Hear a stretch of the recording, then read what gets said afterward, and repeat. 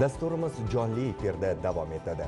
Har bir inson hayotida sinovlar bo'ladi. Shunday insonlar borki, ular nafaqat bu sinovlarni yengib o'ta oladi, balki o'z fikrlashi, maqsadlarini ham boshqalargacha tatbiq eta oladi. Tanadagi kuchdan-da qalbdagi iroda va mustahkamlik yuqoriroq tutishini va turishini isbotlay olishadi. Mana shunday insonlar to'siqlarni emas, balki maqsadlarni qurishiga bir necha bor guvoh bo'lganmiz. Navbatdagi lavhamiz qahramoni nafaqat sportda, balki hayotda ham chempion. Yurt iftixori Tolibboy Yo'ldoshev haqidagi ocherkni tomosha qilib, ta'rifni o'zingiz berasiz. Qalblarga kuch bag'ishlaydigan haqiqiy hayot hikoyasi haqidagi lavhani keling birgalikda tomosha qilsak. Hayot bu sinov. Har kimga ham 4 muchasi sog' bo'lgan holda yashash nasib etmaydi.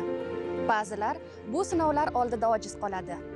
Boshqalar esa ulardan imkon yaratadi. Ha, bugun biz sizni ana shunday inson bilan tanishtiramiz.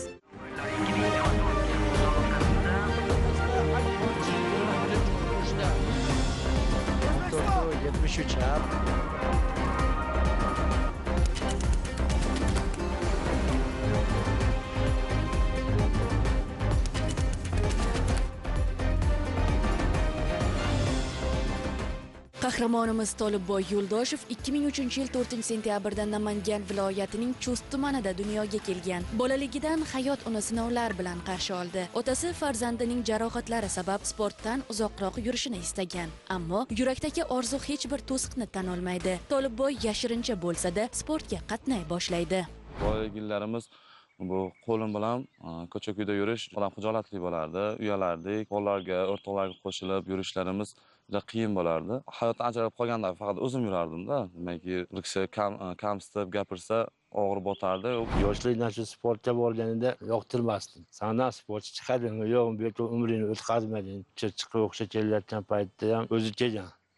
Men olib kelmaganman. Andijonga musobaqaga borganda shtamda tushib ketib, qo'li ikkiga bo'linib ketdi. Endi tamom shu bilan tashaydi shekilli. 1 yil depistani tishida qo'yib qo'ygan. 1 yildan keyin yo baribir mahkam ekan, kirib ketdi sportga. Prezidentimizning qarorlari bilan 2021-yil imkoniyati cheklanganlarga universitetga kirishga 2% kvota berilganda, o'sha kvota bilan birinchi o'rin bilan grantga kirganmiz. Olimpiadadan kelganimizdan keyin yana hurmatli yurtboshimiz prezidentimizni farmonlari bergan O'zbekiston iftixori unvonlari tufayli xuddi o'sha O'zbekiston davlat jismoniy ta'lim universitetiga magistratura bosqichiga kirdik. Mana hozir 1-kursni tamomlaymiz. Viloyat musobaqasida qo'lga kiritilgan ilk medal oila tarixidagi burilish nuqtasi bo'ldi. O'sha kun ilk bor orzular ishonchga aylandi. Xuddi olimpiadadan o'tganday bo'lganda, demakki, birinchi medalimiz uyga kelishlaringiz boshqacha bo'ladi. Uyga kelib, ota-onaga dada mana oyi mana medal oldim. Musobaqa ketayotgan paytingiz yetib kelsang, medal olib kelsang, men sovg'a beraman deb qiziqtirib qo'ydilar-da dadam. Kelgandan keyin dadam bozorga olib chiqib, vonda kiyintirib, xursand qilib, shunaqa motivatsiyalar shunaqa oddiy, boshqacha bo'lgan.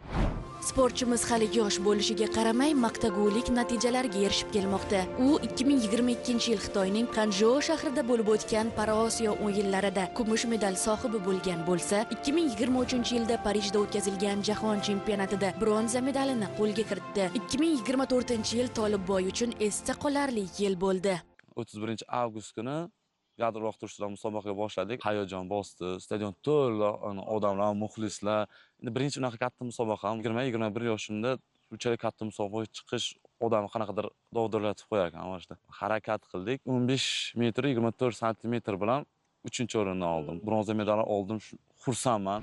2024-yil 6-sentyabr chempionimiz uchun unutilmas kun sifatida tarixda qoldi. Qahramonimiz shu kuni disk uloqtirish bahslarida 57,28 metr ko'rsatkich bilan shohsupaning eng yuqorisidan joy oldi. Qiziq jihati shuki, musobaqaning ilk daqiqalari Tolibboy uchun omadsiz boshlangan edi. Xo'sh, bunga sabab nima bo'lgan? Tolibjon chaqirib, Tolibjon nima bo'ldi? Bir yaxshi tutayotding o'zingni razminkada ham tashqarida. Deb endi jonim kuydirib unga tushuntiryapman, qatta xato qilib. U menga nima deydi? Ustoz, menga baraban chalishmaydimi deydi. Butun dunyo qarab turibdi, final, translyatsiyalar ketib turibdi. Barabansiz ham otgansan o'sha natijani, har kuni otib turgan natijani ot bo'ldi. Finalga o'tib olgandan keyin xotirjam ishlaymiz. hop ustozni ketdik. Bitta uloqtirdi, finalga o'tdi. Finaldan keyin ana endi ketdi. Barabanlar ham tinmayapti, muxlislar ham 6-o'ringa chiqib rekordga uloqtirib tashladi. Chiqarmasdan boshlandi. Otdan 1-o'ringa chiqib oldim-da. Masalan 7-o'ringa ketayotgandim. Raqiblarimga qanaqadir ta'sir qildimmi, ta'sir o'tkazib bildim-da. Tolibboyning g'alabasi onaning duosida, otaning ko'z yoshida, butun oila mehrida yashiringan edi. Parijdagi musobaqalarni televizorda kuzatib bordik. Endi qo'yaverasiz his-hayajon, endi 5-o'rinda 6-o'rin, 7-o'rin deydi. Voy deymiz, xo'jayinim ikkovimiz o'tirib olganmiz televizorni tagiga. 3-o'rindan keyin yana nima qilib, keyin 1-o'ringa chiqdi. Shunda endi qo'yaverasiz his-hayajonni. Shunday qilib Fransiyada yurtimiz bayrog'i ko'tarildi, madhiyamiz yangradi. Tolibboy Yo'ldoshev vatan faxriga aylandi.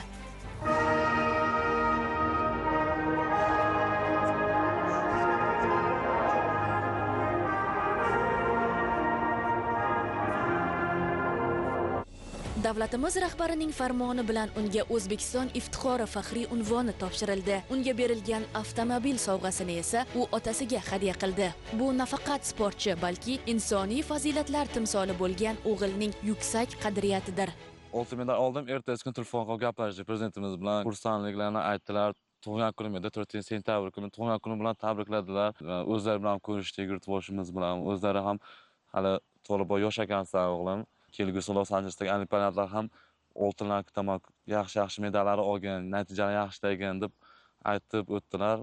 Bu hammasi prezidentimizni, qo'mitamizni, rahbariyati e'tibor tufayli va trenerimiz Sardor Abduxoliqov juda ham katta hissalar qo'shilgan. Xudo xolasa bizga bergan ishonchni albatta oqlaymiz. Prezidentimizga rahmat, shunchalik uy berdi, mashina berdi, pullarni berdi, joy-joyida qilib berdi. Rahmat. Prezident bilan ham uchrashdik. Ota-onalarga ming ta'zim, sizlarga shunday farzand tarbiya qilib, jonajon vatanimni, yangi O'zbekistonimni bayrog'ini ko'tartirib, bizni hurmat qilishga majbur qilgan farzandlaring uchun katta tasanno va ta'zim.